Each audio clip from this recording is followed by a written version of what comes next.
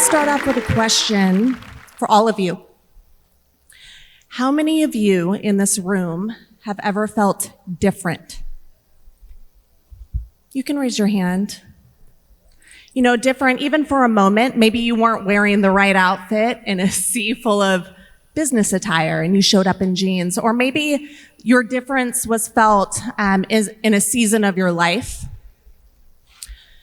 Not a different where, you know, I'm a Christian in a sea full of the world. I'm talking about a difference that makes you feel negative. Like a difference that is less than. And I want you to know, if you have felt that way, you are not alone. The world has been telling me I'm different since I was born. In fact, it's such a big difference. I want to see if anyone can spot what it is about me. So first, take a look at my face, or I guess my whole body. Tell me if you can spot the difference. It might be because of my age. I'm going to show you a baby picture. Can you guys see the difference in my baby picture? Look really closely, maybe at the eyes or the mouth. And if you're still having trouble, I'm going to show you a picture of my children because they say this difference is hereditary, passed down through genes. If you're having a hard time still, know that this difference has caused people to my face to call me an abomination. Do you know what that word means, abomination? I had to look it up. It means something or someone that causes disgust and hatred. Now, that's a pretty strong reaction.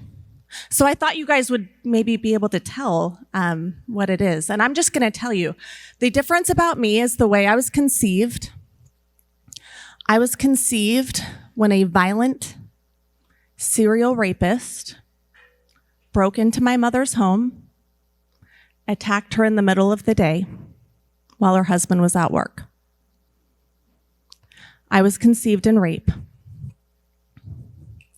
That was not an easy thing for me to find out. My life has not been easy. My mother's life has not been easy. And my dad's life hasn't been easy. And when I say my dad, I'm referring to my adoptive father, not my biological father. And I want to just tell you really quick what that was like, what our life was like. Because growing up, I had no idea how I was conceived. I thought our family was ordinary. And if you've ever had anything bad happen in your life, you know ordinary is good. Ordinary is where you want to be. That's a good childhood. I would even go so far as to say my childhood was extraordinary in that it was idyllic. I got to go to Disneyland. Whoop, shout out to across the street. It wasn't just Disneyland that made my life so fun, though. It was the everyday moments in our home. It was blowing bubbles on the back patio. It was day trips to the beach. That time in my life, I was so free, so secure, so whole. And I believe that God gifted us those years as a calm before the storm that was coming. That storm for me happened when I was about 12 years old, and that was when it was revealed to me that my dad was not my biological father. And this stunned me. My dad was arguably my best friend. He was the coach of my softball team. He was in my life for every memory, every picture, every moment. I didn't know that you could not be related to your dad. So as I was processing this information, I still thought in best case scenarios at the time. I was 12. I thought, okay, my dad and I are so close. There's another dad out there that must want to meet me. There's a reason I haven't been told about him. Maybe it's because he's famous. Maybe he's this really cool guy. We've had to protect his identity. So I asked, who's my dad? And my mom said, I was raped. And those words turned my interior thoughts, my life, black. Everything shut off. was like the static pitch after a bomb. And I'm trying to process what I had just heard. And through the days after that reveal, my parents checked in on me often. Anne, are you okay? Confirming how much they loved me, how much they wanted me. And I did that typical response of, yeah, I'm fine. I'm fine. And I was not fine. I was terrified. I was worried that because of who my biological father was, how bad he was. I knew he was bad. That meant I was bad. And it scared me. It scared me so much that I kept it a secret. And what does the devil do with secrets? He doubled down. The devil used that fear to accuse me that that's who you are. You are bad. You are bad. It started playing in my mind on repeat. And you start telling yourself that so much, it becomes a belief. And that's when I began to spiral. And spiraling does not happen overnight. It's gradual. For me, it was small compromises. Sure, I'll smoke a cigarette. It's not that bad. 18-year-olds do it. I'll try alcohol. It's only a few years before I'm legally allowed to drink anyways. Weed, it's natural. It's from the earth. I'll smoke weed with you guys. Cocaine, actors do it. People on Wall Street, they're still going. I'll do some cocaine. How about some meth? How about selling your body?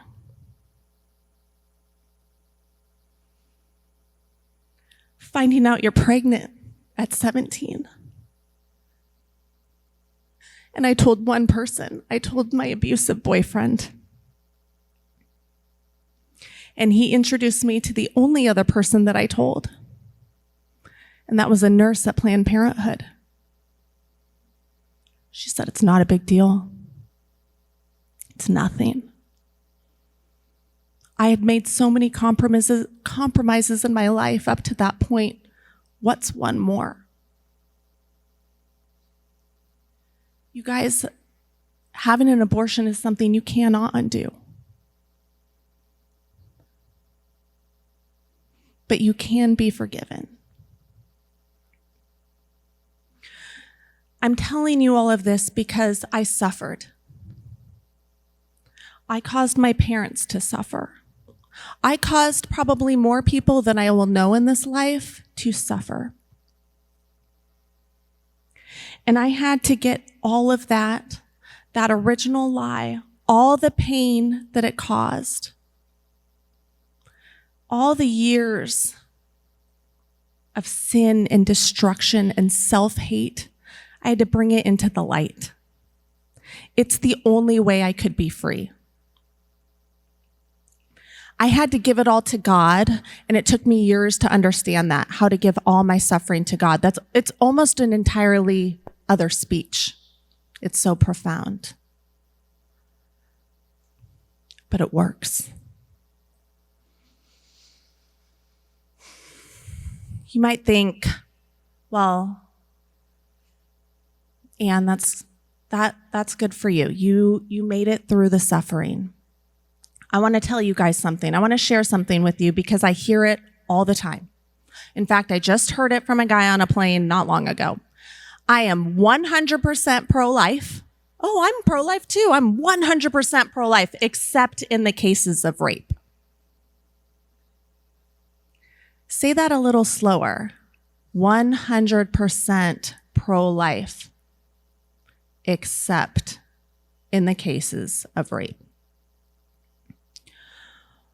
What I think he is trying to say, I think what people are trying to say in that statement is that they have compassion.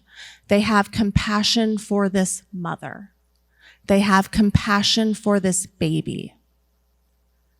But what I truly hear is that it would be better if you weren't here. This summit, I'm not in it. This stage, I'm not on it. My entire life over before it began. That means no childhood, no laughter, no children, no memories, no suffering. He was right, no suffering, but no healing. Suffering is real, but God can redeem it. He can redeem it. And you can help. Again, you're thinking, well, I don't know if you're thinking this, but if you are thinking, this family made it. Anne and her family made it. What a wonderful story. This is so good for them, but not everyone is so lucky. Not everyone can handle suffering. Not everyone can make it through. And you're right. Not everyone can handle suffering. They need God. God redeems suffering. And they need you. Every single person in this audience, you can help someone who's suffering. You can help them by praying. You can help them by fighting for them, fighting for their life, fighting for support, listening to them, loving them. I truly mean this. Every one of you has the power to change someone's life. And isn't that so much better than ending it?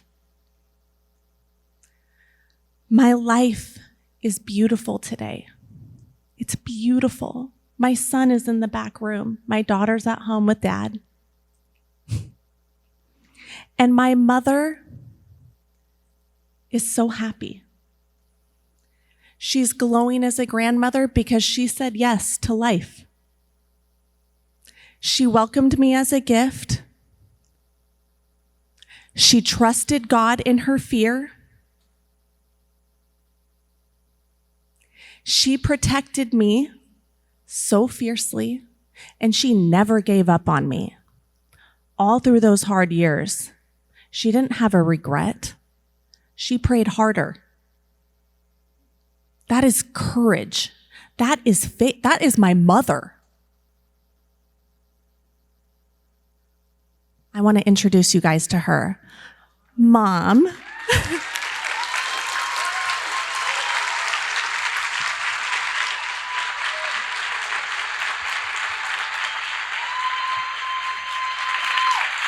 This is what courage looks like. Say a few words. I just want to thank you for coming and listening to this, I always cry. This wonderful story of redemption. It's just, stories of redemption help us all. And I'd like to reiterate what Anne said. You have a story. Some of you are suffering right now, and some of you will suffer. But never, never give in to it, because God will make it into something so spectacular. I love you. That was so beautiful. And she's so right. If you are suffering, hang in there. Hang in there, pray, double down. You know, I want to thank Live Action. Thank you, Lila, for asking us to share our story. Thank you guys for coming. I'm going to wrap it up. I'm going to show you, if you guys want to find me, reach out to me on social media. I answer every message. I would love to pray for you. I would love to walk with you. However you're walking through your journey, whatever you need, you know, God bless every single one of you in this room. Thank you.